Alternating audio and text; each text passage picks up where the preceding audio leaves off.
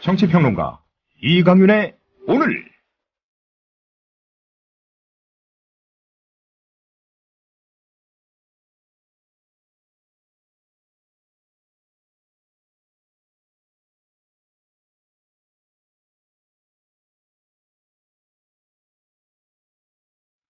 안녕하십니까, 이강윤입니다. 3월 24일 화요일 시작합니다. 기업하기 좋은 나라 말고 일하기 좋은 나라로.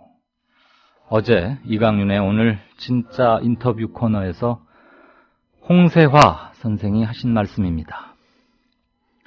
지금 경제 문제로 여야가 논리 대결이 한창입니다.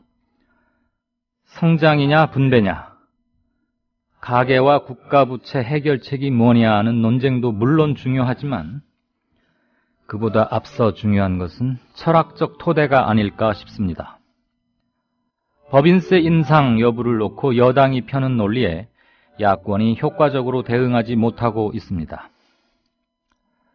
우선 기업이 살아야 낙수 효과가 생겨서 노동자도 잘 살게 된다는 논리의 허구성은 이명박 정부 5년간 똑똑히 확인했습니다.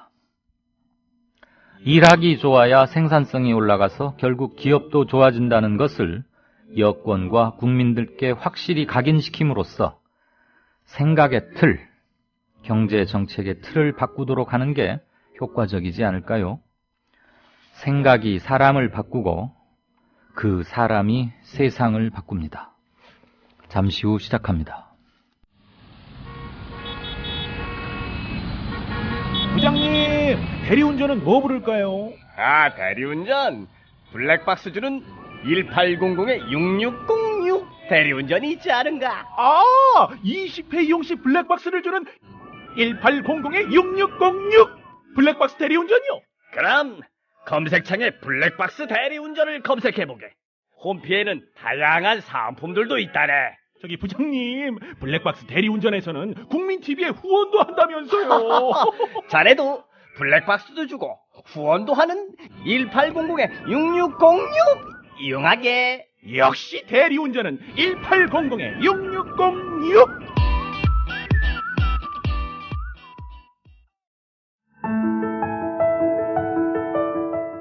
참여연대 2015년 캠페인 한시민 한단체 후원하기. 작가 조정래는 대기업과 권력자들의 비밀을 파헤친 장편 소설 허수아 비춤에서 시민단체의 역할을 강조했습니다. 민주주의는 하늘에서 떨어지는 것도 아니고 누가 주는 것도 아니며 스스로 만들어 나가는 것이다.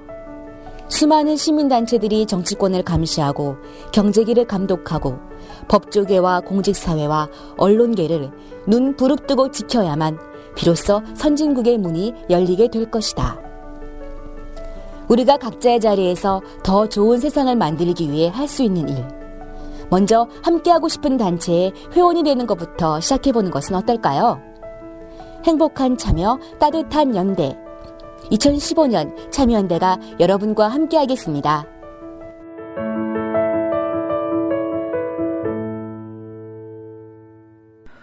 네, 3월 24일 화요일입니다.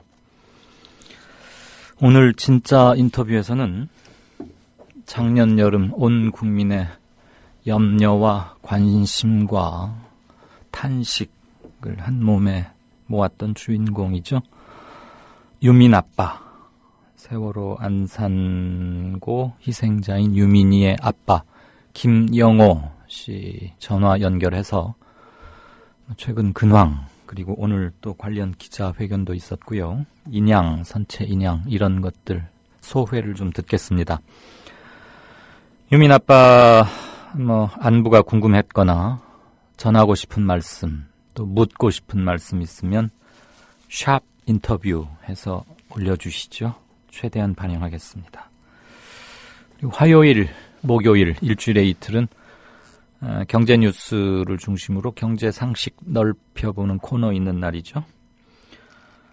오진근 헤어룸 인베스트먼트 대표 스튜디오에 모셔서 얘기 좀 듣겠습니다. 마침 오늘 안심전환 대출이라는 게 시작된 첫날인데 열기가 대단했더군요. 첫 분기에 5조 원을 할당했는데 오늘 불과 너댓 시간 만에 2조 원가량이 소진됐답니다. 그러니까 20조 원을 4분기에 나누어서 석 달에 5조씩 하려던 정부의 계산이 얼마나 작았는지. 그렇죠. 실수요를 확인하지 못하고 예상하지 금액을 너무 적게 예산을 잡음으로써 조만간 조기 소진이 예상되고 있습니다. 한마디로 언발의 오줌 누기 격이었다. 그래서 정부가 부랴부랴 입장을 바꿨습니다. 쿼터별 제한 없이 경제 문제에 대해서 지금 뉴스 브리핑 하러 나와 있는 우리 또 송 작가가 즉석 해설까지 해줬군요. 등등을 포함해서 경제 코너에서는 좀 알아보겠습니다. 자, 뉴스 브리핑. 송 작가는 이미 목소리로 인사했고 시작하십시다. 네.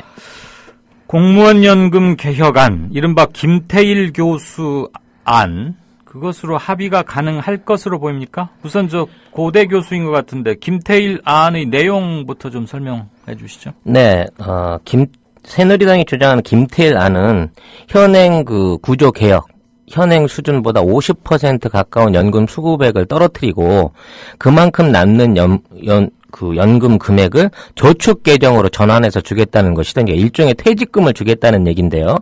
그 퇴직금을 현금으로 지급하지 않고 국가가 지정하는 투자은행 내지는 어떤 저축 관련된 금융기관의 계정으로서 제공을 하겠다는 겁니다.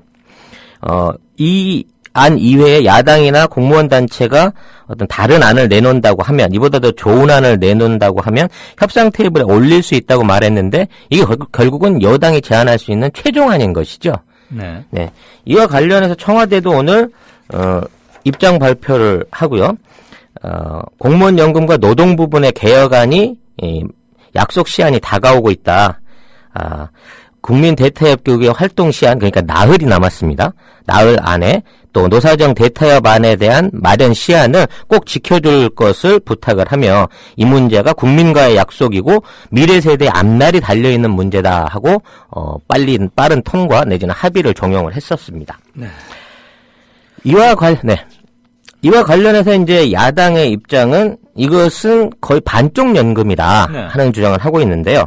이 안이 그대로 실행이 될 경우에는 2009년에 입사했던 공무원에 입사했던 9급은 30년을 일하고 137만 원, 7급은 173만 원, 5급은 205만 원을 받게 되는데요. 네. 그 다음 해인 2010년에 입사를 하게 되면 똑같은 조건에서 76만 원, 96만 원, 110만 원으로 줄어들게 됩니다. 차이가 제법 나는. 네, 거의 50%에 가까운 것이거든요. 그 대신 나머지 50%를 퇴직금식으로 보전해 준다는 거 아니에요? 네, 그렇습니다. 그럼 이것은 사적연금, 그러니까 개인연금의 가입은 지원해 줄 수 있다면서 공무원 연금 자체는 그거를 연금에다 포함시켜 달라는 요구는 왜 받아들여주지 않느냐 하는 게 공무원 연금 측의 주장인데요.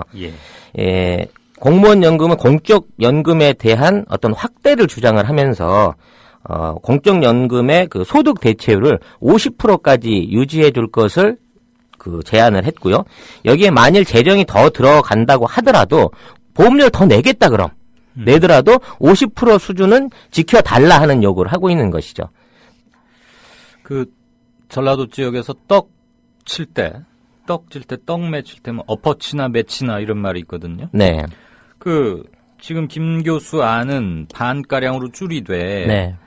사적연금 형태로 기여금을 이렇게 정부에서 내주겠다는 거 아니에요? 그러면 그렇습니다. 나라 돈 들어가는 것은 똑같은 거 아닙니까? 여당의 입장에서는 똑같다고 주장을 하고 있고요. 실제 전체 수령액으로 따지면 그런 계산이 나옵니다만은 실제로는 오히려 더 많이 든다고 합니다.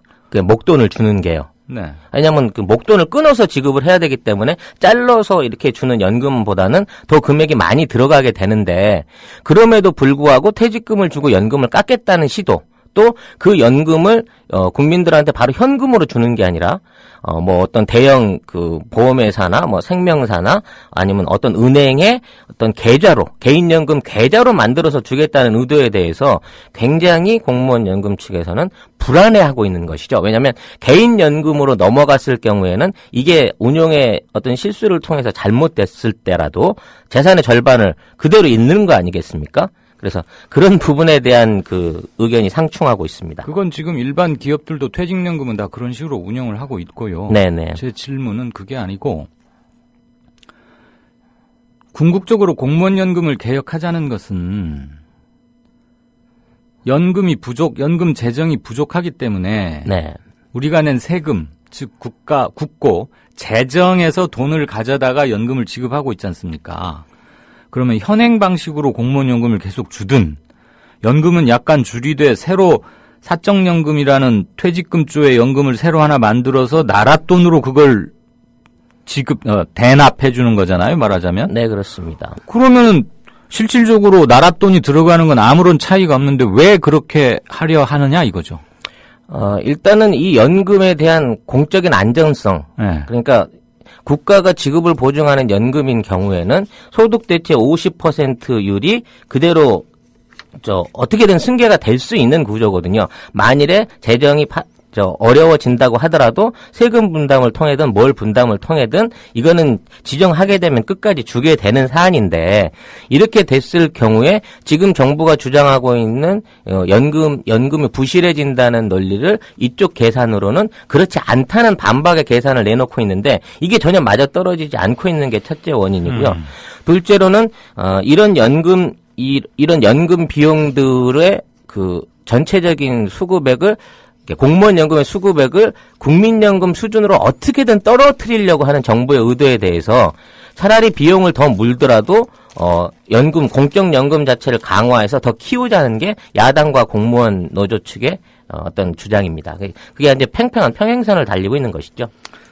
어쨌거나 김태일 교수가 제시한 안에 대해서 야당과 공무원 노조 측은 반대하고 있는 거죠. 전혀 일고의 가치가 없는 것으로. 그럴 정도입니까? 네, 그렇습니다.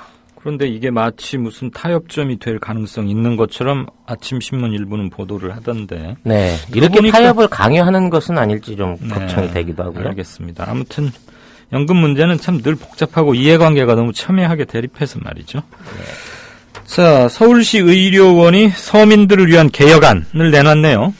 네. 그렇습니다. 시민과의 9가지 혁신 약속이라는 그 발표를 하면서요. 공공의료의 역할을 강화하겠다고 밝혔는데 혁신안의 내용은 비용과 서비스와 시스템 이 세 가지 분야를 잡고 있습니다. 하나씩 좀 설명을 드려야 될 필요가 있을 텐데요.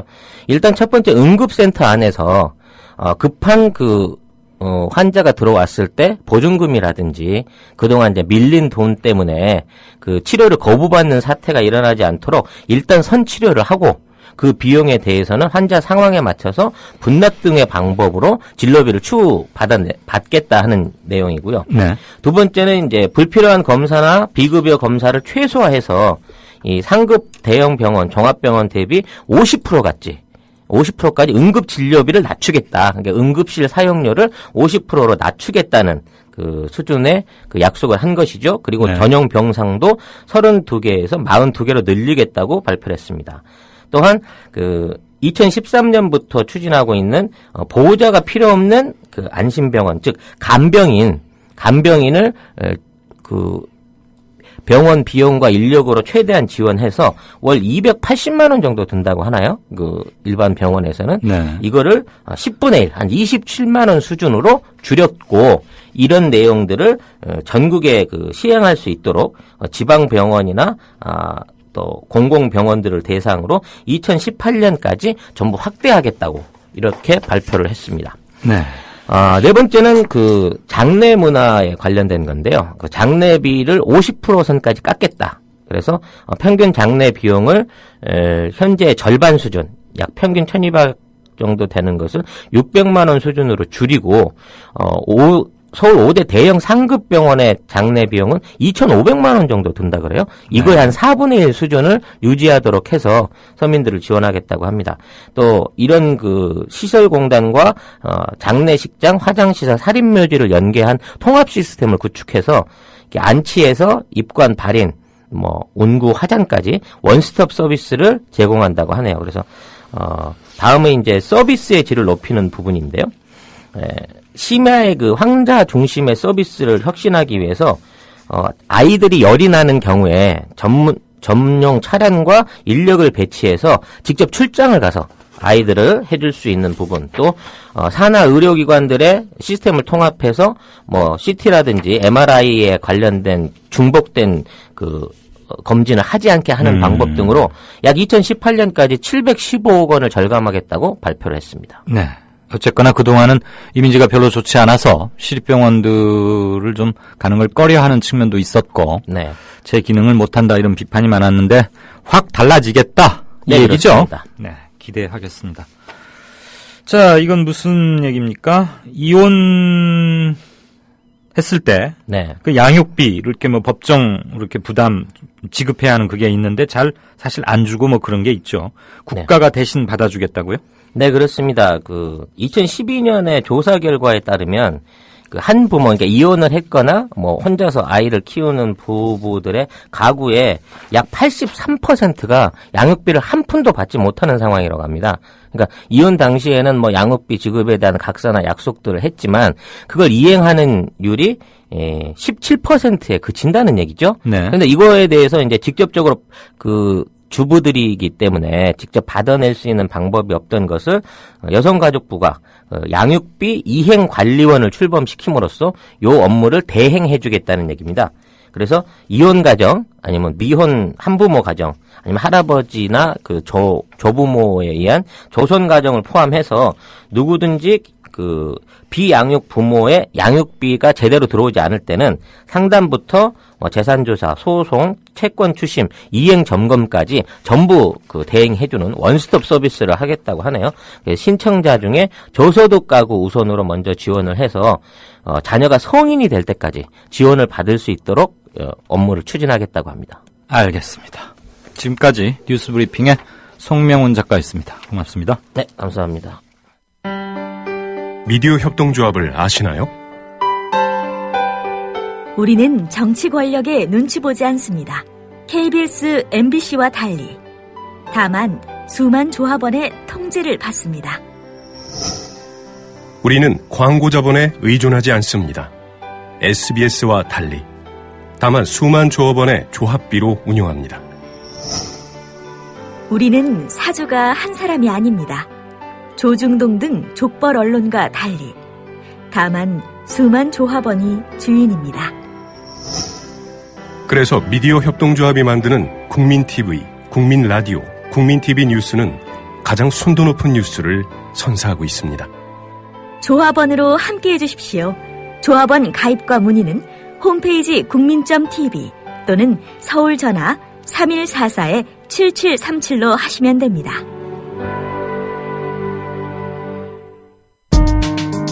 조합원의 가장 멋진 책임, 바로 조합비 납입입니다. 미디어 협동조합도 그렇습니다. 월 11,000원의 조합비 납입자, 늘고는 있지만 아직 절반 수준입니다. 혹시 잊으셨나요? 자동 납부는 가장 편리한 방법입니다. 홈페이지 국민.tv로 들어오셔서 신청하실 수 있습니다. 더 신속한 처리를 원하시면 mediacoup12@gmail.com 혹은 서울 3144-0933으로 연락주세요. 저희가 친절하게 도와드리겠습니다. 미디어 협동조합은 조합원 여러분의 조합비의 무게를 실감하고 있습니다. 공정 뉴스로, 그래서 자부심으로 보답하겠습니다.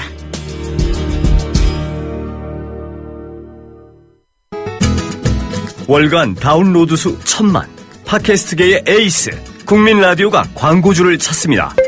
직접 찾아서 선택해 듣는 방송, 청취 몰입도가 높은 방송, 지상파 케이블 광고와 차원이 다릅니다. 부담 없는 가격, 소비자의 열띤 반응, 전혀 다른 광고의 블루오션을 경험해 보십시오. 국민라디오 @gmail.com으로 문의해 주시면 상세히 안내해 드리겠습니다. 네, 5시 51분 막 되어가려 합니다. 경제 뉴스 살펴보죠. 오늘부터 안심전환 대출, 주택담보대출, 기존의 변동금리 그리고 높은 금리 물던 사람들 나라에서 한 2.6%대라 그러죠? 예. 그거 접수 시작됐는데 첫날 아주 각 은행마다 북적북적하고 굉장했다면서요들? 예. 네, 오늘부터 시작된 안심대출 첫날 무려 2조 원의 대출이 몰려서 당초 5조 원 한도 가운데 40%가 집행되었습니다. 이에 정부는 5조 원 한도를 넘겨서 추가적으로 한도를 확대하기로 방침을 정하였습니다. 네.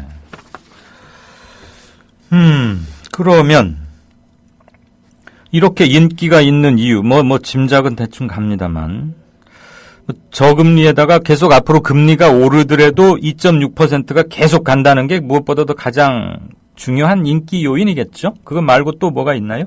예, 그렇습니다. 이 대부분이 이제 80% 이상이 변동금리이기 때문에 네. 정부에서 하우스푸어 대책으로 인해서 원리금 분할 상한으로 해서 안정적으로 가계부채 1,100조 원을 관리하고자 하는 정책에서 이 대책이 나왔습니다. 네. 그런데 오늘 일부 은행 창구에서 항의도 있고 왜 그랬어요? 예, 안심대출 대상자가 아닌 분들이 항의가 굉장히 많았습니다. 예, 어떤 분이 대출 대상자가 아니었느냐 하면 대출한 지 1년이 지나지 않았거나 정부가 지원하는 보금자리론 디딤돌 대출 이용자 분들, 그리고 고정금리 대출자들, 그리고 이 금융권에서 대출 받으신 분들은 안심대출 대상자가 아니었기 때문에 항의가 많았습니다.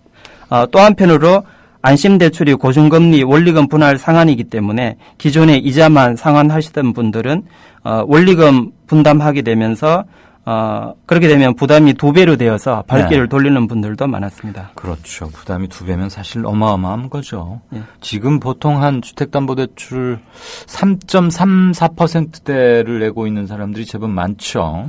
예, 4%대 넘는 사람도 물론 있지만 네, 그분들도 많지만 대부분 3% 초반이고 최근에는 이제 2.6에서 2.9% 변동금리 대출자도 상당히 많습니다. 근데 그건 최근에 대출 받은 사람들의 경우일 거고 하는 기준금리가 얼마 전에 7.5%로 낮춰졌기 때문에 연동돼서 내린 것일 거고 대부분은 3% 초반에 많이 몰려 있다고 하는데 2.6%면 최소한 0.78% 포인트가 싸지는 이자를 덜 내도 되는 거니까. 예, 그렇습니다. 서민들에게는 굉장한 거죠. 애초부터 20조 원을 딱 재원을 마련해 놓고 분기당 5조 원씩으로 어떻게 해결해 보겠다는 게 사람들이 이렇게 많이 몰리리라고 전혀 예상을 못했다면 주택금융공사나 기획재정부의 시뮬레이션 능력, 정책 예측 능력 이런 것 좀 갸우뚱하게 합니다. 예, 그렇습니다. 여기서 또 한 가지 팁을 드리면 2분기의 금리 인하 가능성이 약 50% 정도로 정권과 채권시장에서는 보고 있습니다. 그래서 추가 인하 가능성이 있다 이 얘기죠? 예, 그래서 오늘 대출 못 받으셨더라도 너무 섭섭해하지 않으셔도 됩니다. 다시 또 내려갈 수 있다 이겁니까? 예, 그렇습니다. 지금 50% 정도 보고 있습니다. 금리 인하. 아니 한은의 기준금리는 내려갈 수 있겠지만 그럼 이 안심대출 전환 이 금리도 함께 또 내려갈 수 있다 이 말이에요? 예, 아마 그렇게 내려간다면 2.6% 추가적으로 내려갈 가능성이 있고요. 가능성이 있고. 예, 아무튼 이런 돈은 좀 다른 데서 세금을 많이 좀 거두든지 해서 서민들의 고통은 적극적으로 도와야죠. 조금 전에도 공무원연금 개혁 가지고 뉴스 브리핑에서 잠시 이 소식을 일부 전해드렸습니다만 조금 더 한 걸음 더 깊이 들어가 보죠. 이건 손석희 앵커의 트레이드 마크인데 공무원연금 개혁 대타협기구가 마감 4일을 앞두고 지금 막판 한창 협상 중이에요. 근데 여야 그리고 공무원 노조의 핵심 쟁점 그리고 이견은 뭡니까? 예, 간단히 말씀드리면 여당의 구조개혁안과 야당의 모수개혁안이 맞서고 있습니다. 모수개혁안이요? 예. 야당? 예.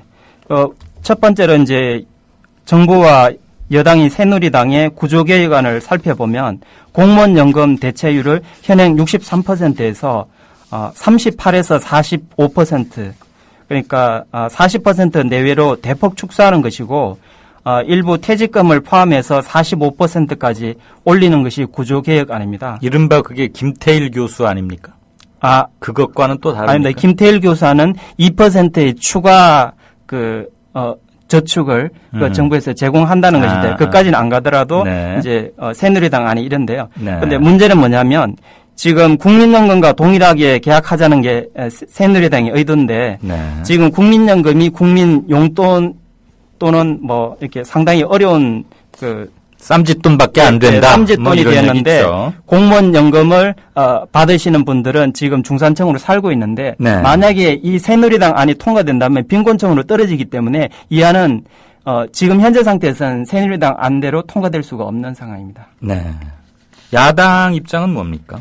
예, 야당은 모수 개혁안이라 그래서 공무원들이 현행 7%를 내고 있는데 이것을 7%에서 조금 더 월급에서 더 내더라도 소득 대체율을 50%로 하한선으로 50%를 하한선으로 하자는 것이 모수 개혁안입니다. 가장 큰 당사자이죠. 네. 정부가 사용자라면 그 파트너인데 공무원 노조 측은 어떻습니까? 예, 108만 공무원과 공무원 노조는 63%에서 60%로 주장을 하고 있는데 어쨌든 굉장히 민감한 사안이기 때문에 아마 야당하고 보조를 맞추지 않을까 이렇게 예상하고 있습니다. 야당과 예. 이 경우에는 예. 공무원이지만 새누리당 안보다는 야당 쪽과 연합해서 자기들의 이익을 좀 더 많이 관철하려는 것으로 예상된다 이거죠. 예, 어떤 경우에도 공무원이 50% 대체율 이하로는 받아들이기가 매우 힘들 것 같습니다. 네.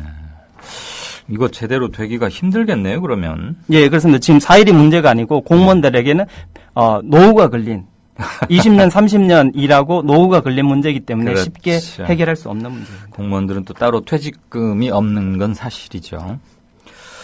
자, 오늘 좀 연금 얘기를 많이 하게 되네요.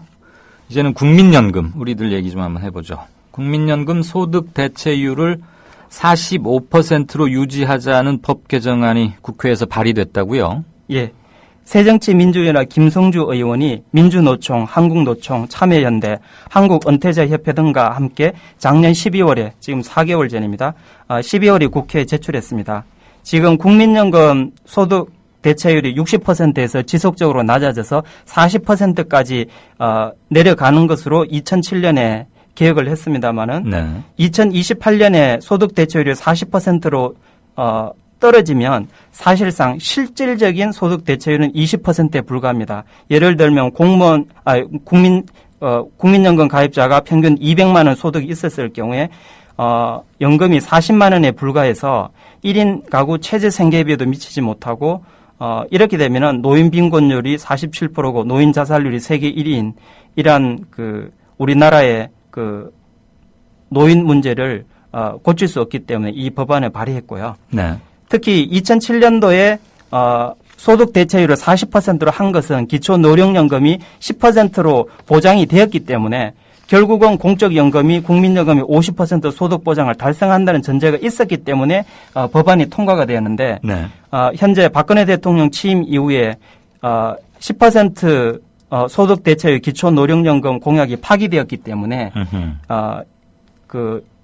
2028년 소득 대체율을 40%가 아닌 45%로 해야 된다고 법안을 제출했습니다. 그게 그 문제 때문에 40%에서 45%로 올려야 한다. 지금 그 얘기군요. 예, 그렇습니다. 그러면 지금 공무원연금은 어떻게 될지 굉장히 예측하기 힘든 상황이고 국민연금도 마찬가지긴 하지만 지금 일단 리포트 한 대로 이렇게 개정이 된다면 민간 보험사들에게는 어떤 영향이 있을까요?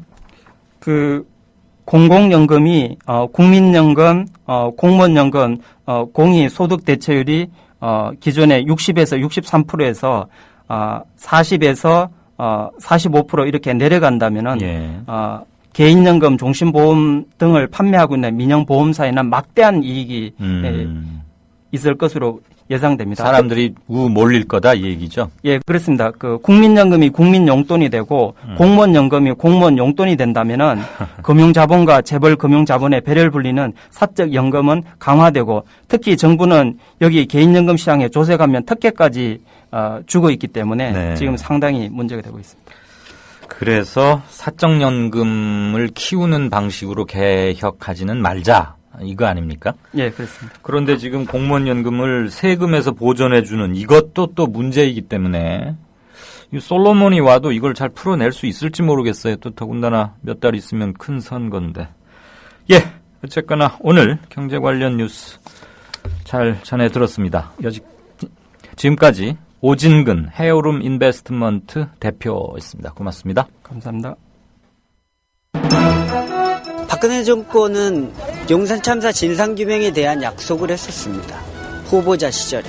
하지만 대못을 받고 살인진압 책임자였던 김석기를 공기업 사장에 낙하산 임명을 시킵니다. 삼성 반도체 공장이나 정부에서 그 자료를 또 안 내놓고 영업 비밀이란 이유로다가 화학약품, 전리방송 다 감추어 놓고서는 이 피해자 가족들한테 입증 책임을 지라는 건 말도 안 되기 때문에 분명히 그 안에 아이들이 살아있을 거라고 생각을 하고 있는데 그 귀중한 시간에 어떠한 시도도 하지 않고 진행도 하지 않았다는 게 우리로서는 너무나 가슴 아프고 정말 아마 평생 천추의 한이 될 것 같습니다.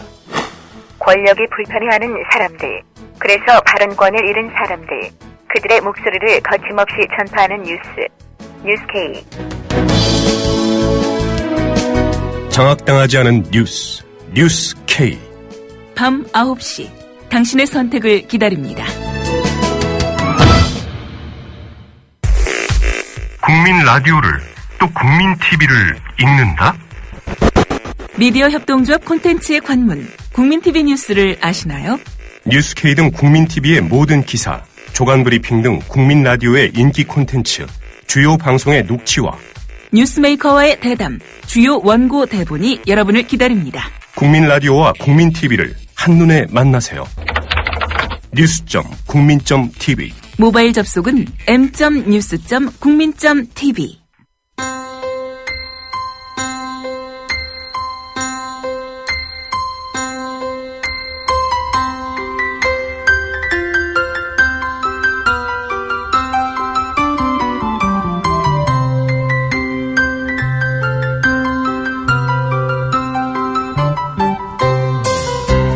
오늘은 전국이 대체로 맑은 가운데 건조한 날씨가 이어지고 있습니다. 현재 서울과 경기를 중심으로 대부분 지방의 대기가 매우 건조합니다. 산불 등 화재 예방에 각별히 유의하셔야겠습니다. 오늘 낮 최고 기온은 서울 12도, 대전과 광주 13도, 대구 14도 등으로 어제보다 2, 3도가량 높습니다. 다만 일교차가 크게 벌어지고 있어 체온 관리 잘 해주셔야겠습니다. 내일 낮부터는 예년 기온을 회복할 것으로 보입니다. 내일 아침 최저 기온은 영하 6도에서 영상 4도, 낮 최고 기온은 10도에서 16도 정도로 예상됩니다. 바다의 물결은 전해상에서 0.5에서 2.5m로 일겠습니다. 당분간 전국이 맑고 건조한 날씨가 이어질 것으로 전망됩니다. 지금까지 변현주였습니다.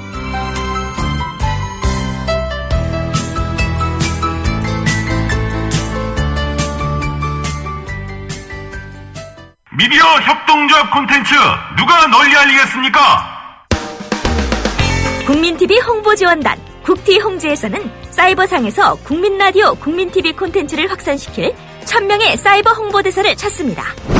국민라디오 국민TV의 소중한 콘텐츠 확산, 공정언론과 민주주의 실현을 위한 착실한 디딤돌이 될 것입니다. 미디어 협동조합의 좋은 콘텐츠를 널리 알릴 아름다운 손길이 돼주세요. 자세한 문의 이메일은 국민tvpr@gmail.com입니다. 네, 6시 5분 막 되어가네요. 청취자 게시판 잠시 보고 다음 넘어가죠.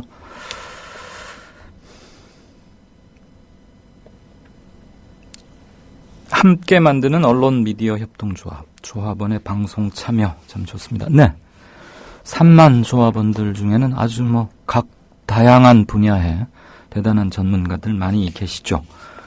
우리가 그걸 속속들이 잘 알지 못해서 오히려 충분히 못하고 있는데, 네이버 이런 데 보니까 재능 기부 이런 것도 많던데, 자원해 주셔도 좋고요, 귀뜸해 주셔도 좋습니다.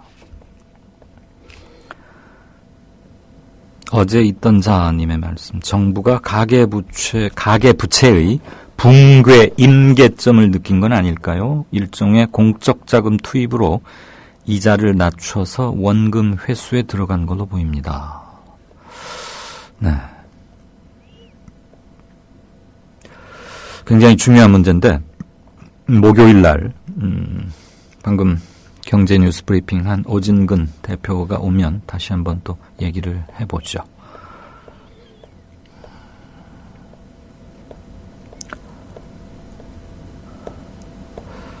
네, 댓글이 또 안 올라가네, 도리깨님.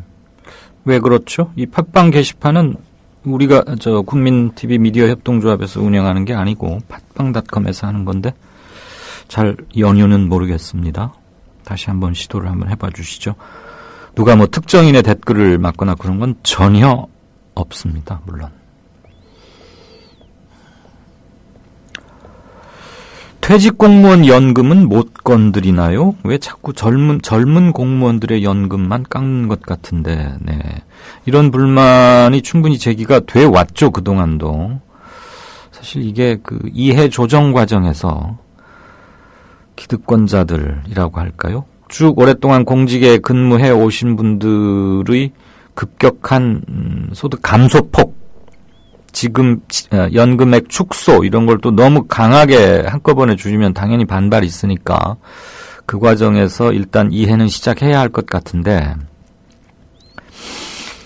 사회적 대타협이 확실히 필요합니다. 그래서 설득에 설득을 하고 명분을 갖고서 추진을 하고 일정 부분 그동안 누려온 게 있다면 이번에는 양보를 하는 수순도 필요할 거고 다만 공무원들의 사기 저하나 그동안 오로지 공직 하나로 명예와 청렴으로만 쭉 해오신 분들에게 정신적 박탈감은 물론이고 경제적 곤궁함을 들여서도 안 되죠. 그런데 뭐 참 어려운 문제입니다. 어쨌거나. 그래서 젊은 공무원들만 자꾸 깎는 방식으로는 되지는 좀 힘들지 않을까 싶습니다. 돌아가는 게. 김영오죠. 유민 아빠님, 사도 요한님. 오랜만에 목소리를 듣게 됐다. 건강과 뭐 이런 것들.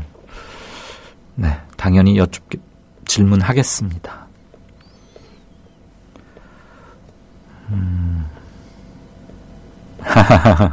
다른 곳에 올려야 할 글도 올리셨군요. 예, 뭐. 출첵하는 인사들 많고. 이게 뭐죠?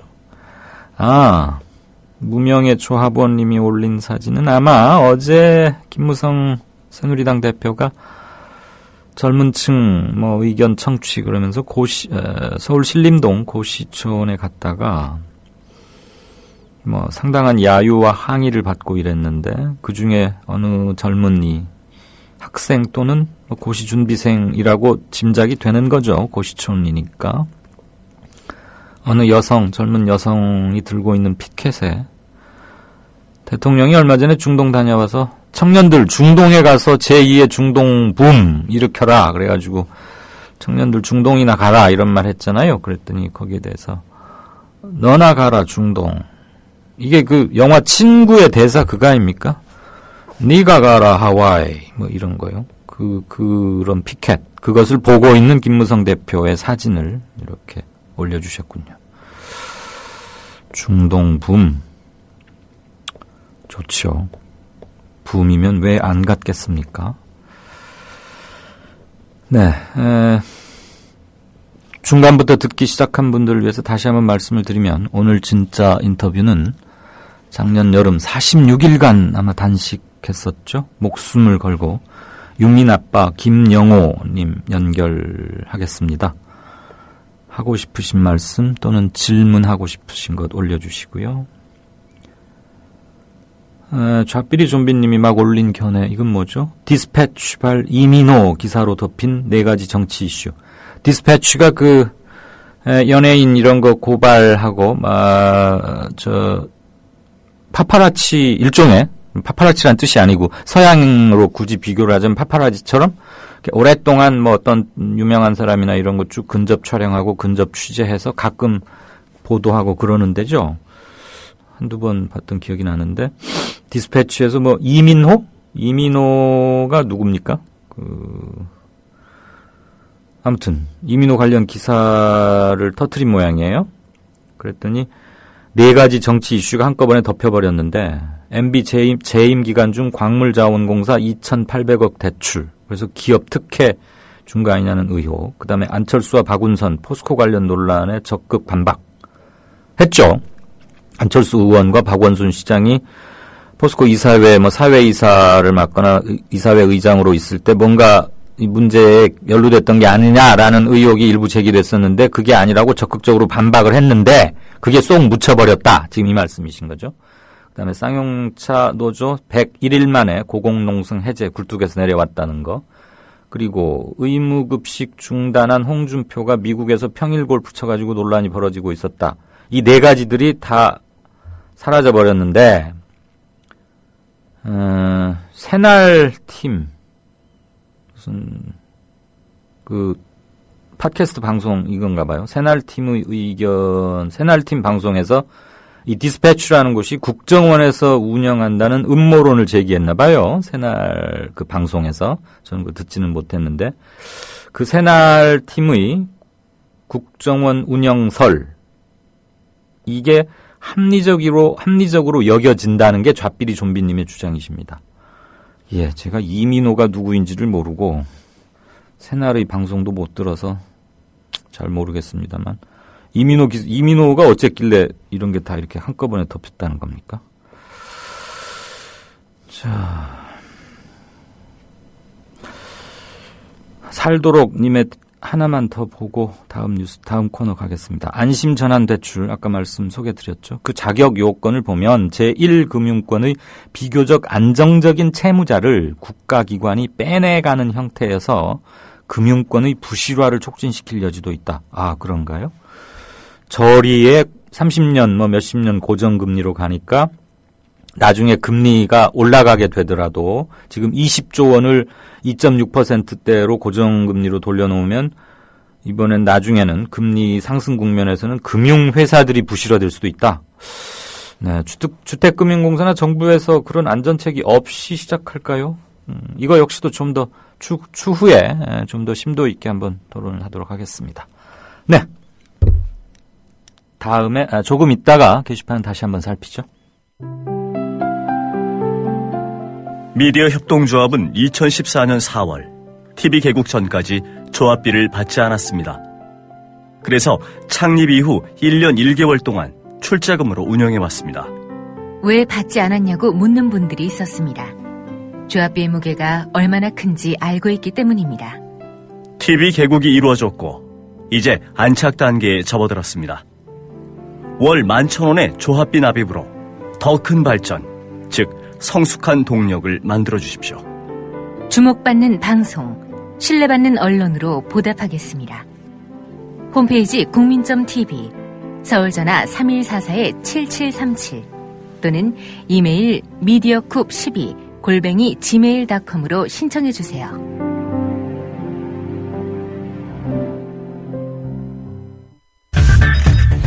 이강윤의 오늘, 이제는 정가 산책으로 함께합니다.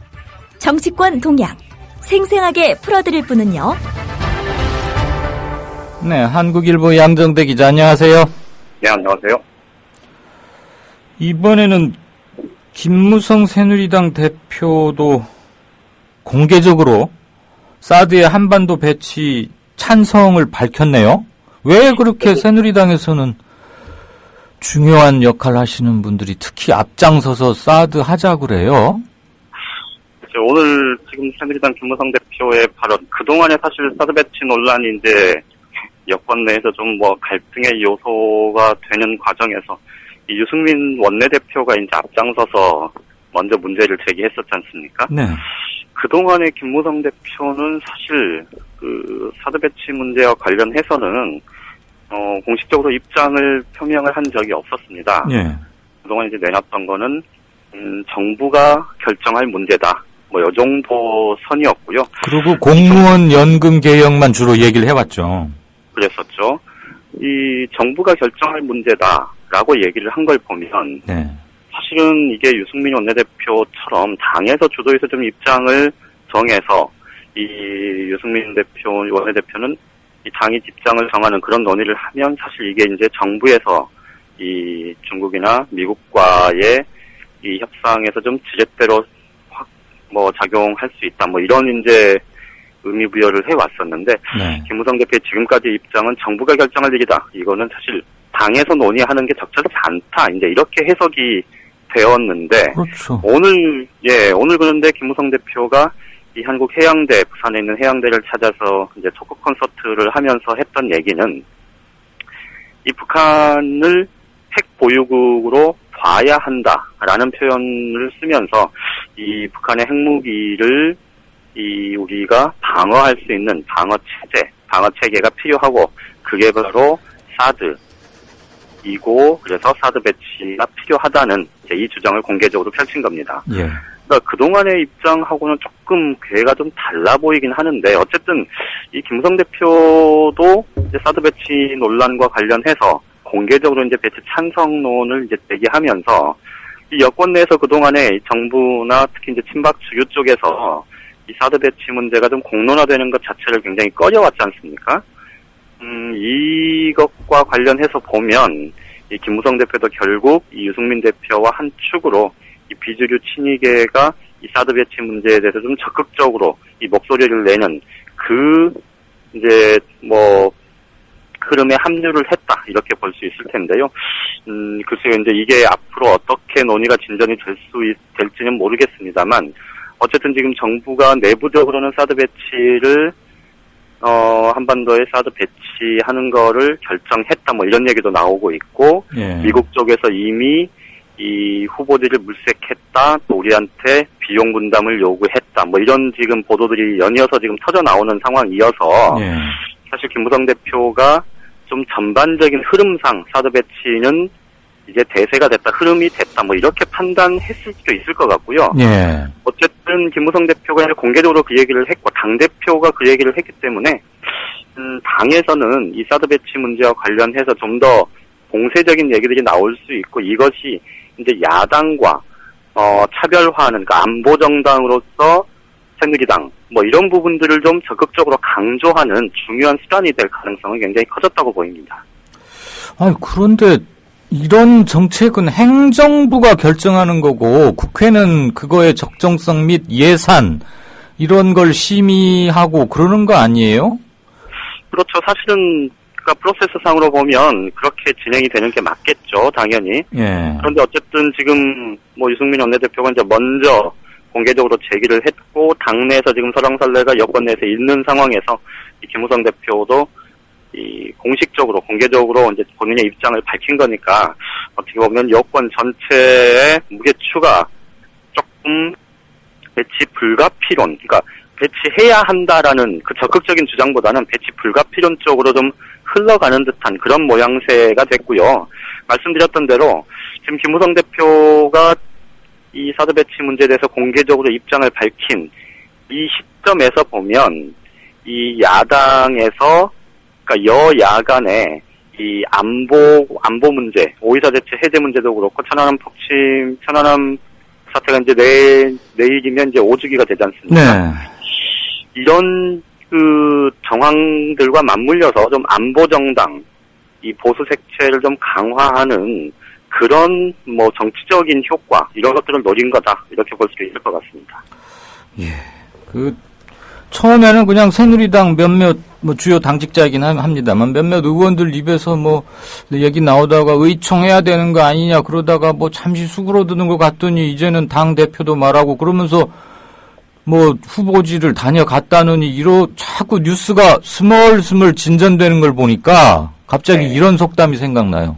구렁이 담 넘어가나 그러더니 벌써 옆집 마당으로 가버린 것 같아요.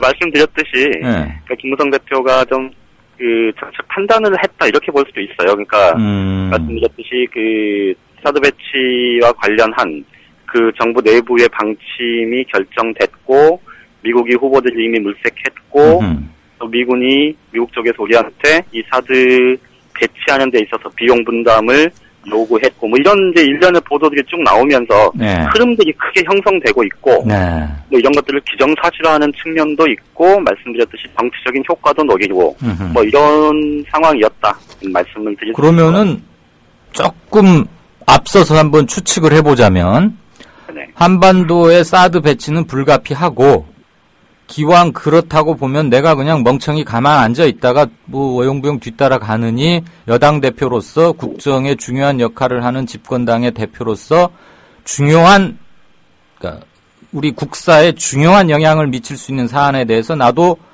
심사숙고 끝에 주도적으로 한마디 하고 거들었다. 뭐 이런 거 확실히 해두려고 한마디 한 거 아닌가 싶기도 하고 그러네요, 기분이. 뭐 정치인 김무성 개인으로 보면 네. 그런 의미도 있다고 뭐 볼 수 있을 것도 같습니다. 네.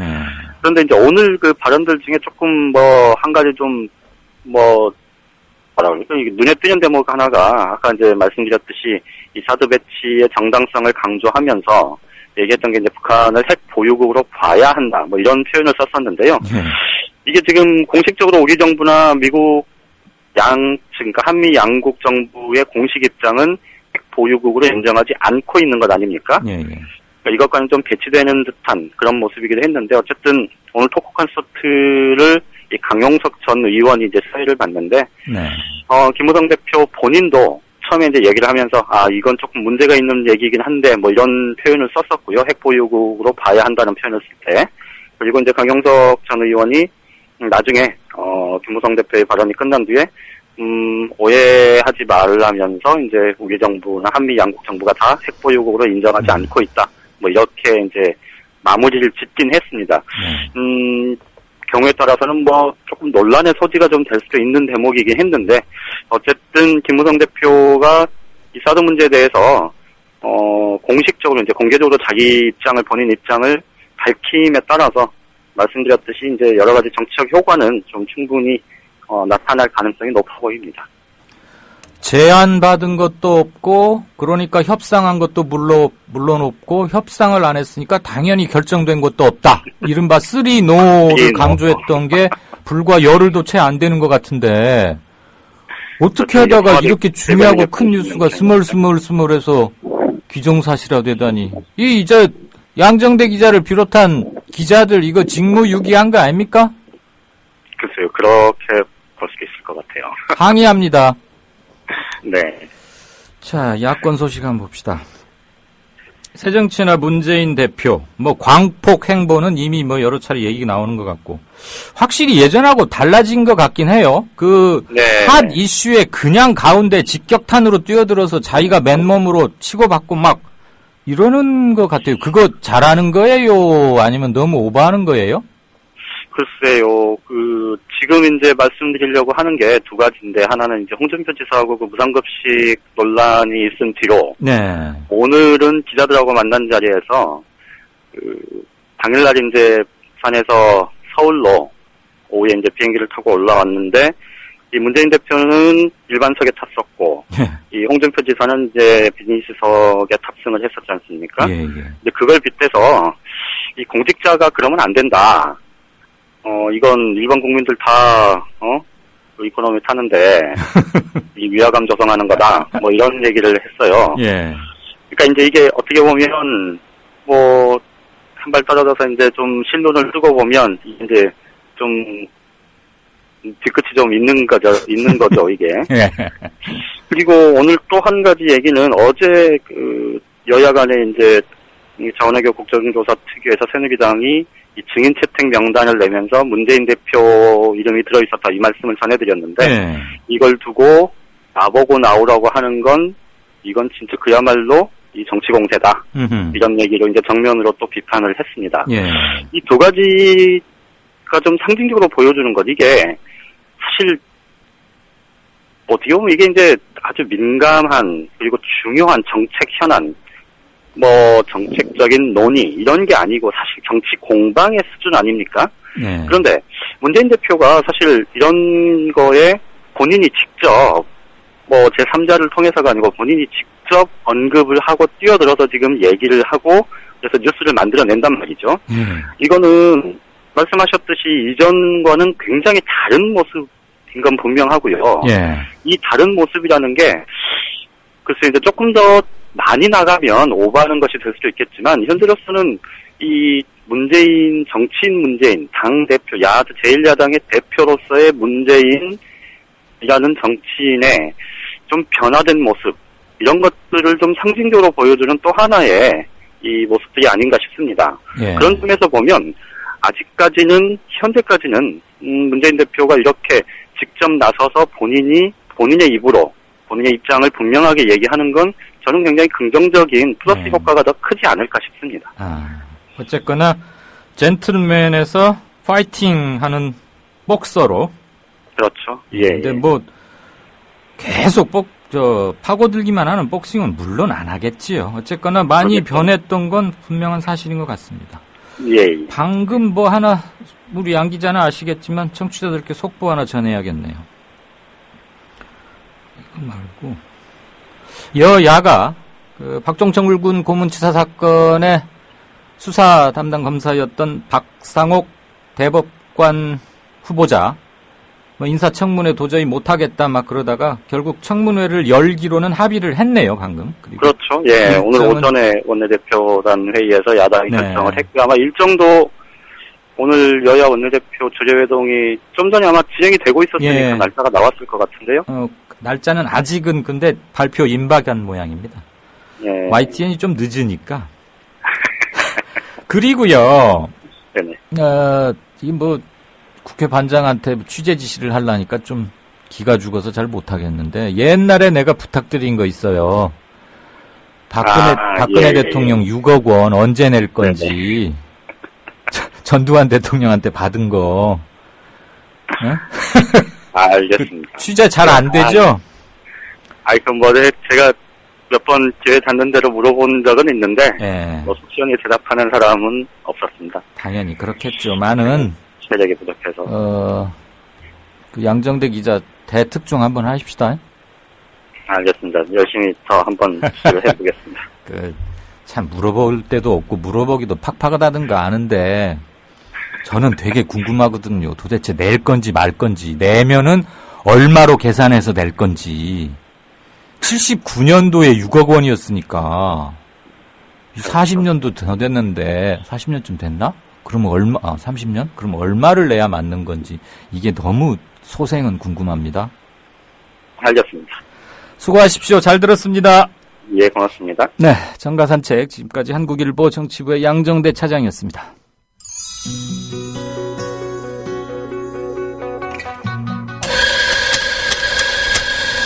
미디어 협동조합이 만든 카페 아시나요?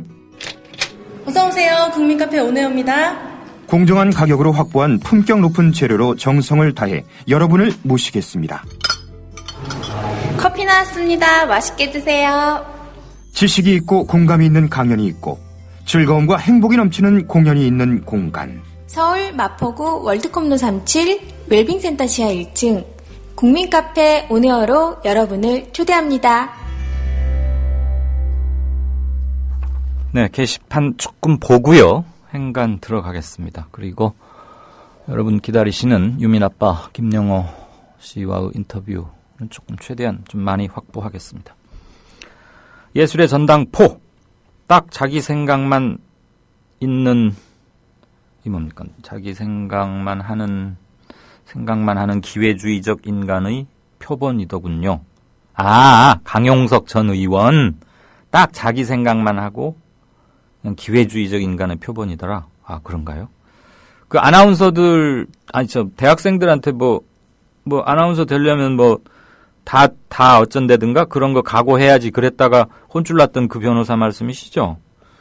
변호사가 아니고 탤런트 아니에요? 요즘 어느 오락 프로에도 다 나오고 그러던데? 저는 학벌 좋은 탤런트인 줄 알았습니다.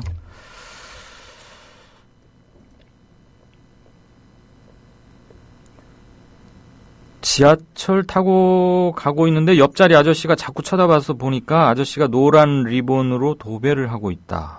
사이버 사찰 금지라는 스티커를 주고 내리셨다. 헌법 소원도 냈다고 하네요. 네, 아직 이런 열정적인 분이 계시는군요. 사실 그러기 쉽지 않은데 말이죠.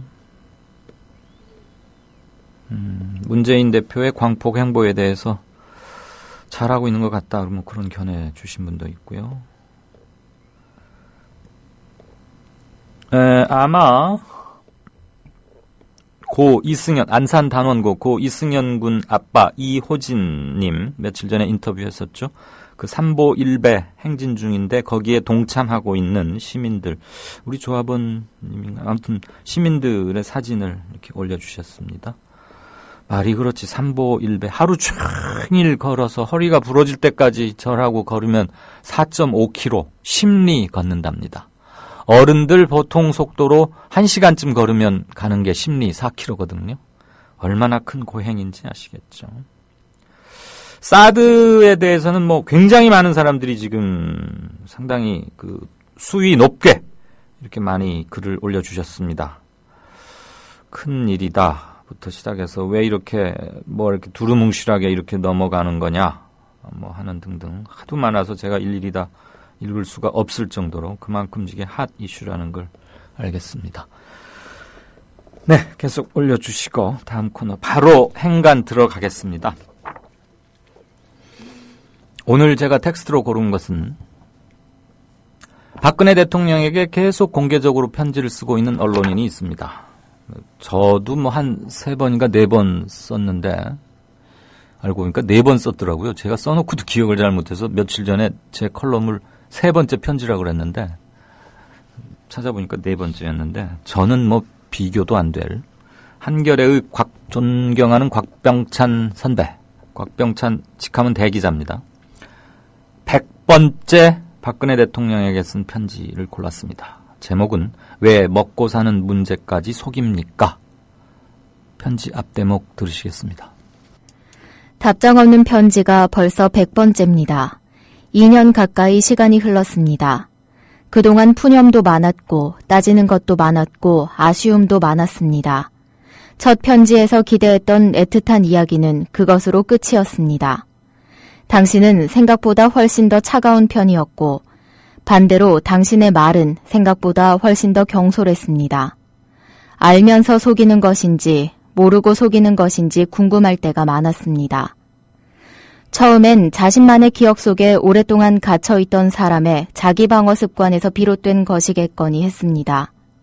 살아온 달들이 오죽했으면 안쓰러웠습니다. 그러나 지금 드는 생각은 몰라서 속이고 알면서도 속인다는 것입니다. 대중은 거짓말을 처음에는 부정하고 그 다음엔 의심하지만 되풀이하면 결국에는 믿게 된다는 나치의 선전장관 괴벨스의 이미지가 겹칠 지경입니다. 다른 건 몰라도 사람들 먹고 사는 문제에 대한 거짓말이 되풀이되기 때문일 겁니다.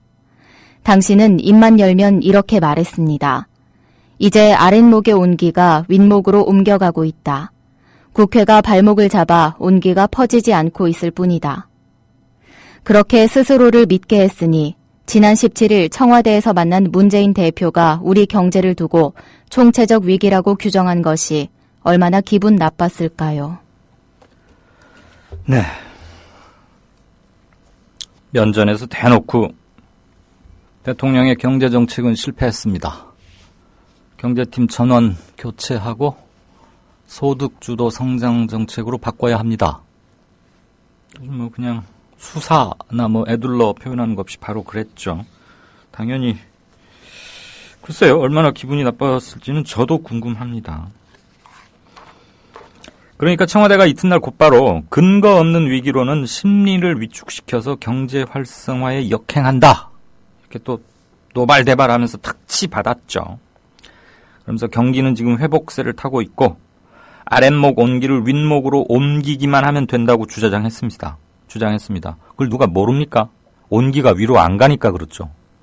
제가 이 참 보이는 매체 또는 텔레비전이라면 참 좋겠는데 낙수 효과가 허상이었다는 것을 알려주는 좋은 그 그림이 있더군요.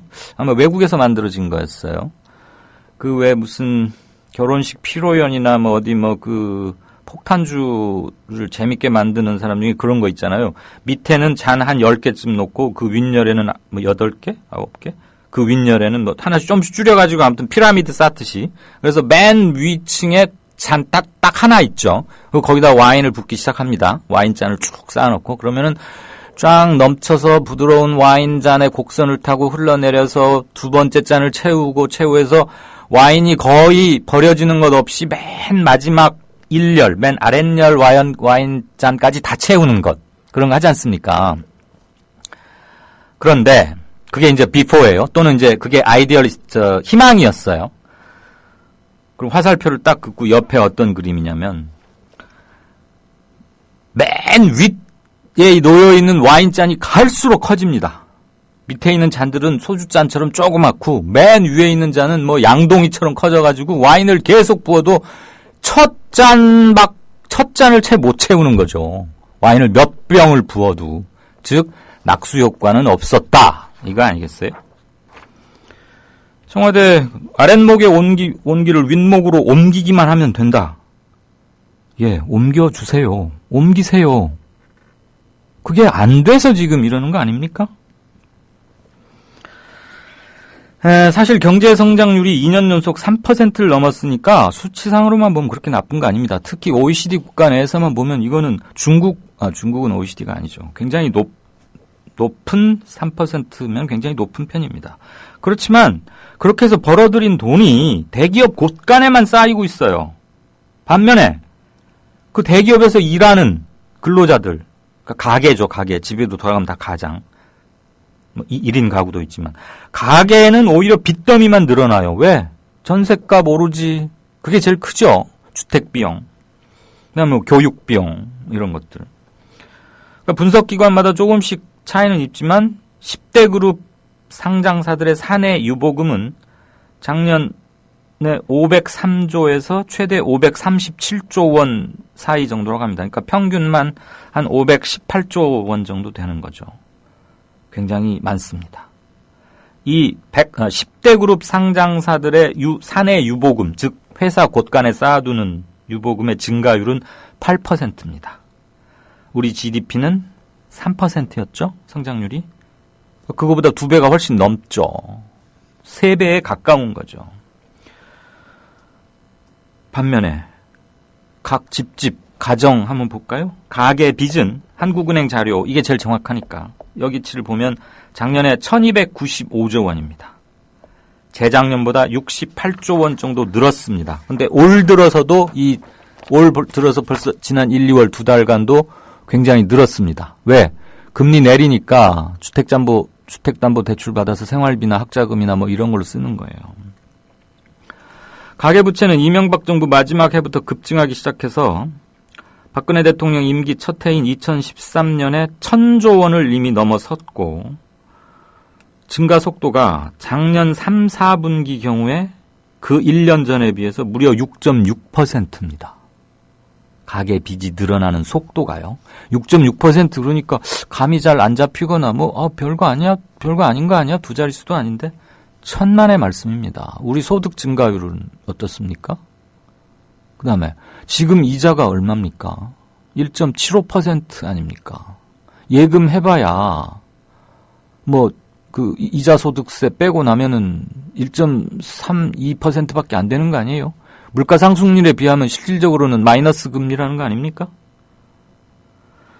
자, 가계 소득 증가율이 3% 정도밖에 안 됐으니까 빚이 늘어난 6.6%가 얼마나 어마어마하게 우리를 짓누르고 있는지, 그리고 앞으로 짓누를 것인지 짐작하긴 어렵지 않습니다.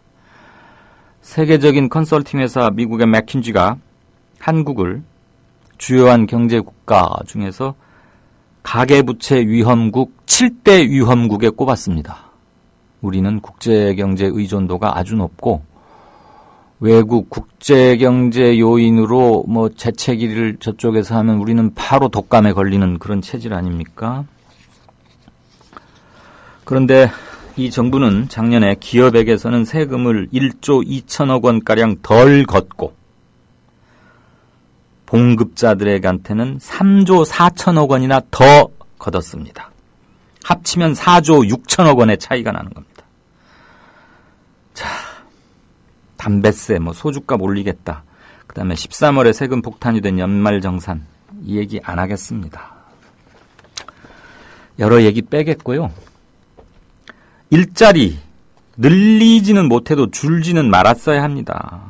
그런데 대통령 발언 다음 날 통계청이 발표한 2월 고용 동향 보니까 청년 실업률이 외환위기 사태 이후 최고치인 11.1%입니다. 체감 실업률은 12.5%입니다. 무려. 작년 5월 통계를 내기 시작한 이후 최고치입니다. 체감 실업률을 작년 5월부터 따로 내기 시작했거든요. 청년 실업자 수 48만 4천 명. 14년 만에 최대치입니다. 자, 수치만으로 경제 위기라는 거 분명히 드러났죠. 그런데 왜 불필요한 공방 벌여야 합니까? 100번째 어느 노 기자, 아직 노 기자는 아닙니다만 곽병찬 기자의 통렬한 지적과 간절한 호소, 청와대 수석 언론홍보실에서 가감 없이 편집 없이 대통령 책상에 꼭 놓아주기를 꼭 바랍니다. 이강윤의 뉴스 행간이었습니다. 오늘은 한결의 곽병찬 기자가 뉴스 행간을 대신 진행한 셈이 됐습니다. 고맙습니다. 곽 선배. 자정 팟캐스트의 파라다이스가 열린다. 화요일 0시 기생충의 신비로운 세계로 안내합니다. 정준호, 정혜진의 기생충 펀팩트. 수요일 0시 고양이와 사람의 알콩달콩한 밀당. 한쌤의 야옹스럽게. 목요일 0시 군산의 모든 것 거칠고 시원하게 확 까드립니다. 화라 안돼. 금요일 0시 여성 기혼자들의 영원한 딜레마 시월드 탈출 프로젝트 김사한 김남은의 언더 더 씨. 토요일 0시 최욱의 정영진의 불금쇼 매주 금요일 밤 12시 루저 갱생 프로젝트로 초대합니다. 0시 재미와 유익 감동의 한 보따리 잊지 마세요. 국민라디오 채널 고정입니다. 지금 여러분께서는 정치평론가 이강윤이 진행하는 이강윤의 오늘을 듣고 계십니다. 이강윤의 오늘은 팟캐스트 포털 팟빵에서 다시 들으실 수 있습니다. 의견과 건의가 있으시면 게시판에 남겨주세요. 네, 진짜 인터뷰입니다.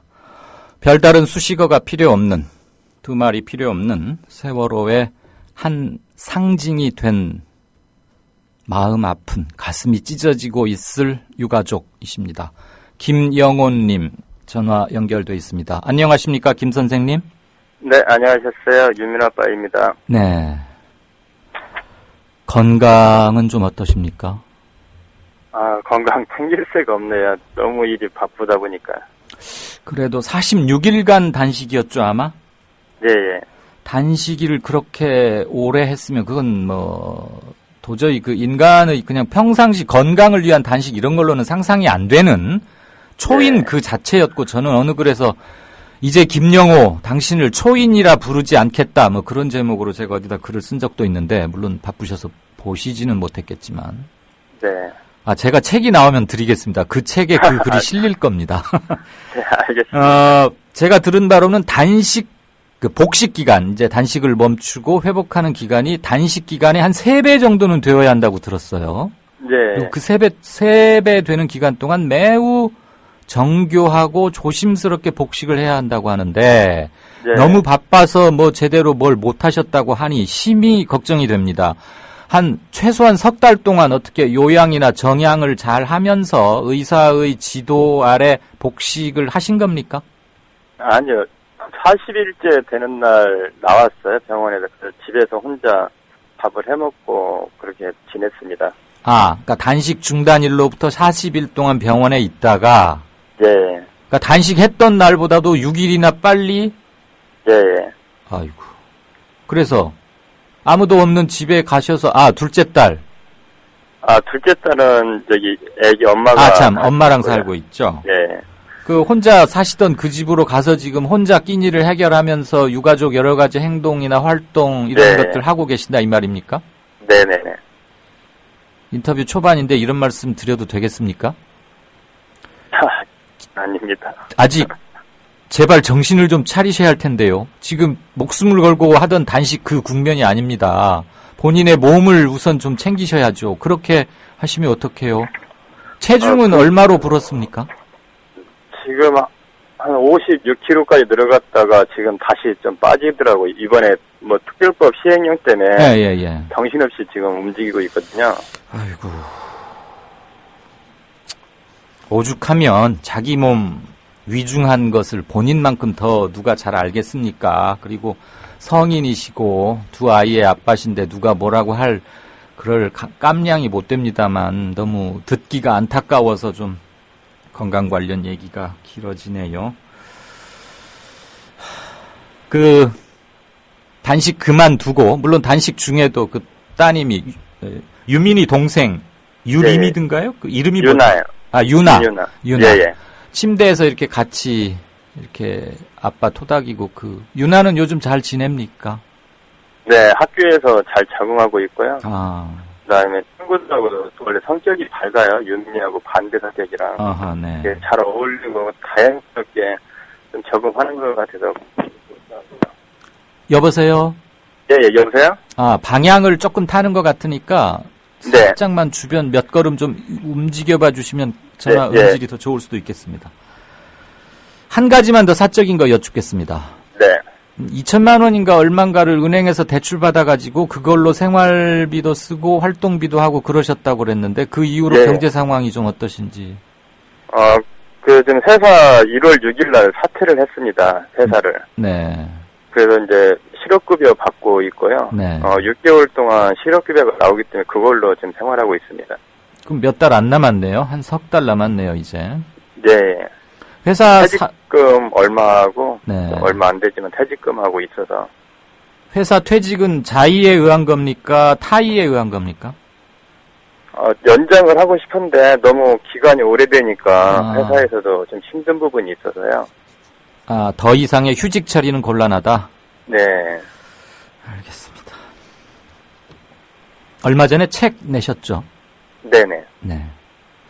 많이들 주변에서 사서 읽고 그러는 거 봤습니다. 저도 아직 읽다 말았는데 마저 읽겠습니다. 오늘 4.16 1주기 계획을 발표했습니다. 그리고 세월호 인양과 특별조사위원회 활동에 대한 입장 발표 기자회견도 했습니다. 그걸 미처 모르시는 분들도 있을 테니까 이 기회를 빌려서 잠시 다시 한번 좀 정리를 해 주시겠습니까? 예. 정부 쪽에서 지금 진상규명위원회를 무력화시키고 그다음에 제대로 구성도 안 하려는 정부의 강한 메시지를 전달하고요. 네. 그다음에 특별조사위원회는 어떤 이유에서도 독립적인 기관으로서 역할을 충분히 해달라는 기자회견 내용이었습니다. 네. 그리고 세월호 인양과 관리해서 인양은 필수적으로 해서 네. 지금 저희 가족 중에 제일 힘들어하시는 분들이 실종자 가족입니다. 그렇죠. 그분들은 저희하고 대화를 통해서도 우리한테 하는 소리가 우리도 똑같은 유가족이 되게 해달라고 그런 하소연하고 울어요. 네. 그럴 때마다 가슴이 찢어져요. 그래서 인양 또한 분명히 해서 가족분에 돌려드리고 싶습니다. 네. 요즘 우리 유민 아빠께서 사단법인 체제로, 그러니까 가족 대책위가 사단법인 체제로 바뀌면서 이제 분과들이 많이 생기고 했는데 그 중에 어느 걸 하나 맡으셨던 기억이 납니다. 뭐였죠, 그게? 네, 추모사업 분과. 추모사업 분과 위원회 말하자면 위원장 책임을 맡으신 거죠? 예, 예. 그러면 우리 유민 아빠께서 요즘 가장 집중적으로 하시는 일은 뭡니까? 지금 저희가 이제 추모사업 이 지원소위원회가 3월 한 28일 정도면은 시행령이 통과되거든요. 네. 이걸 지금 시행령이 제대로 통과가 되는지, 시행령 법안이 제대로 되는지, 이걸 보기도 전에 네. 특별조사위원회가 제대로 구성이 안 되고 있어요, 지금. 네네. 그래서 저희 분과보다도 이 진상조사위원회가 발족할 수 있도록 그쪽에서 싸움을 하고 있습니다. 우선은 가장 중요한 대들보를 먼저 세워야 되는데, 네. 그게 안 되고 있으니까? 예, 진상규명이 되지도 않은 상태에서 그렇죠. 가족들이 무슨 지원을 받고 추모를 무엇을 하십니까? 그래서 진상규명을 먼저 하고 안전한 나라를 만들자 그런 취지로 저희가 했던 목표도 있고 해서 네. 그쪽으로 좀 더 힘을 싣고 있습니다. 그러니까 말하자면 사랑채나 썩갈의 담당인데 굳이 비유하자면 네. 주춧돌이나 대들보가 지금 제대로 작업이 안 되고 있으니까 네. 사랑채나 썩갈에 신경 쓸 여력도 없고 할 수도 없는 거고 순서상 모든 힘을 모아서 주춧돌을 놓고 대들보를 잘 얻는 쪽에 집중하고 있다 이 말씀이시네요. 네네네. 결국 맡으신 분과 추모 사업 쪽은 아직 손도 못 대고 있다. 예. 당연하죠. 일단 지부의 본체가 마련이 돼야 뭐 사랑채도 짓고 행랑채도 짓고 장독대도 만들고 할 거 아니겠습니까? 네. 두말할 필요 없이 피해자들 세월호 가족분들이라고 용어를 바꾸겠습니다. 두말할 필요 없이 세월호 전체 승선자 희생 가족분들의 염원은 뭐니 해도 일단은 진상규명 아니겠습니까? 네, 진상규명이죠. 네, 그래서 이를 전담할 세월호 특별조사위원회 내부 자료가 파견 공무원을 통해서 새누리당과 정부, 청와대 그리고 경찰에 유출된 것으로 드러났어요. 이 참 유출 이게 왜 이렇게 이 정부 들어서 많은지. 그래가지고 특위위원장인 이석태 위원장이 격분했다는 보도가 있는데 네. 이거 가족분들도 당연히 뭐 좀 비분 관계 하셨을 거고 이렇게 네. 하면은 어떻게 진정성을 확보할 수 있고 어떤 대응책을 가져야 한다고 보시는지요? 유가족뿐만 이거 뉴스 보고 나서 저희 가족들이 많이 놀랬는데 네. 뭐 내부 자료 유출도 유출이지만 이것도 중요하지만 그보다 더 중요한 사안이 지금 정부 여당 의원 특조위에 지금 출범하지 못하도록 막 지연하고 지지하고 저지하고 이런 부분들이 더 큰 문제입니다, 지금. 예. 시행령을 만들고는 있습니다, 지금. 현재 시행령 만들고 있는데 여당 측 추천 의원들은 사무처 차장 밑에 또 차장을 두자고 그럽니다. 아하. 이 사무처 차장을 두어서 결정권이나 모든 결제 권한을 차장이 위임하는 걸로 하고 있습니다. 그러게 되면은 이 특조위가 완전히 무력화되고 뭐 제대로 역할을 할 수가 없습니다. 지금 이걸로 인해서 또 시행령이 또 계속 지금 미뤄지고 있는 상황입니다. 그 갑작스럽게 기구 개편해서 차장 자리를 하나 늘리자고 한 이유의 요지가 뭡니까? 뭐랍니까? 그 요지가 조대환 위원장 그 역할을 갖다 강화시키겠다는 거죠. 결론적으로 보면은 뭐 진상조사위원회 하면 한 120여 명의 조사관들이 필요하지 않습니까? 예. 그러나 이 사람들이 출장을 나가서 조사를 할 수 있도록 결재를 하면은 원래 원칙은 각 소위원회 상임위원들이 결재를 해주면 바로 갈 수가 있고 그렇죠. 지급이 되기 때문에 네네. 바로바로 할 수가 있는데 근데 한 단계를 더 거치게 하자 이거죠 지금? 아니 거치는 게 아니라 상임위원보다도 사무처 차장이 아예 하겠다 이겁니다. 그러니까 통제를 하겠다. 네, 모든 결제를 다 해주겠다 이겁니다. 그러면은 예. 자기가 안 해주면은 오늘 조사회로 나가야 되는데 못 나가지 않습니까? 그거 자체를 컨트롤하겠다 이거죠. 네, 근데 그거는 애초에 법에 없던 사항 아닙니까? 네, 여야 그래서 합의된 시행령에 계속 넣고 있습니다 이것을. 그런데 지금 유가족들이 당분간은 특위 돌아가는데 직접적 관여는 하지 않겠다. 가족들을 대표하는 그분들을 통해서 보고 이렇게 하겠다 이런 입장이었잖아요. 그러니까 사사건건 뭐 가서 시위를 하거나 이럴 수도 또 곤란한 형편 아니십니까? 그렇죠. 저희는 뭐 특별조사위원회에서도 마찬가지고 정부 각 뭐 원내 대표나 국무총리 산하 총리도 다 만나봤고 다 대화를 했는데 네. 하겠다 의지를 표명을 했기 때문에 믿고서 지금 있었던 겁니다. 네. 그러나 실질적인 속내를 내보니까 이것도 저희가 금요일 날 알았어요. 이런 부분이 있다는 거를. 지난주 금요일 말씀이십니까? 예. 며칠 전이군요. 3일 전에. 예, 그래서 지금 시행령이 제대로 되지가 않고 있다는 걸 금요일 날이나 저희가 정보를 얻게 됐습니다. 제때 보고는 받습니까? 아니면 여러 군데 뛰어다녀야 겨우 듣게 됩니까? 그런 정보. 저희가 이제 변호사님들을 통해서 겨우 알아보고 있는 중입니다. 네. 그거는 또 다른 뉴스인데 그 문제는 제대로 보도가 잘 안 되고 있더라고요. 그래서 오늘 특히 모셨습니다. 네. 직접 좀 들으려고요. 우선 한 가지 인양 문제에 대해서 조금 압축된 답변을 부탁드립니다. 시간이 많지 않은 점 다시 한번 죄송하게 생각합니다. 네. 인양 하겠답니까? 아니면 눈치만 보고 있습니까? 해양연구소에서 한 달간의 조사를 했습니다. 네. 인양을 할 수 있는지 없는지를 조사를 했는데 사전 조사 결과 인양을 할 수 있다고는 하고 있습니다, 지금. 네. 그러나 정부가 원래 3월 말에 인양 발표를 하기로 약속을 했었습니다. 예. 근데 지금 또 4월로 미뤄지고 있어요. 4월 중순에나 하겠다는 식으로 해서 지금 또 미뤄지고 있는 상태입니다. 4.16 일주기에 맞춰서 생색내듯이 하려는 건 아닐까요? 생색내기나 아마 4.29 또 뭐 선거 관련해서 또 이용하려고 하는 것도 느껴지고 작년에도 저희가 선거에 많이 이용이 당했지 않습니까? 저희 세월호를 위해서. 예. 참 답답한 심정뿐입니다. 계속 시간 끌고 지연하고 있는 왜 그런지 모르겠습니다. 그 이유를 좀 알고 싶고요, 정부에게. 네. 그 문제는 관련자 인터뷰를 저희가 적극 추진하도록 하겠습니다. 네. 유민이는 잃었지만 유민 아빠는 지키겠다는 지난 여름 국민들의 함성을 아직 기억하실 겁니다. 꼭 건강해 주시고 나름대로 계신 곳에서 열심히 아빠로서 시민으로서 역할 다 해주시리라 믿겠습니다. 오늘 긴 시간 말씀 감사합니다. 네, 고맙습니다. 건강하십시오. 네, 감사합니다. 건강하셔야 됩니다. 네, 진짜 인터뷰 지금까지 유민아빠 김영호 씨였습니다. 이강윤의 오늘이 준비한 순서는 여기까지입니다. 들어주셔서 감사합니다. 내일 뵙겠습니다.